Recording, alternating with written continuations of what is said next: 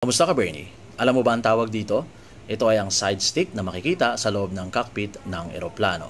Ito ay located mismo sa lateral panel ng kapitan at ng first officer. Ang side stick ay ginagamit para sa manual pitch and roll control ng eroplano. At kapag ang eroplano ay naka-autopilot mode, ang ating pong side stick ay naka-locked in, hindi siya gumagalaw sa kanyang neutral position dahil po sa spring at solenoid nito.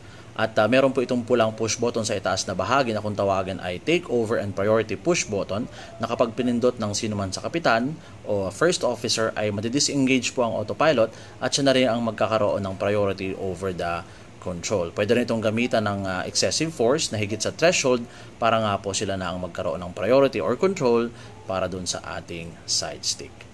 At meron din po itong push to talk or PTT na ginagamit naman ng ating mga flight crew para sa communication. Alam mo ba ang tungkol dito?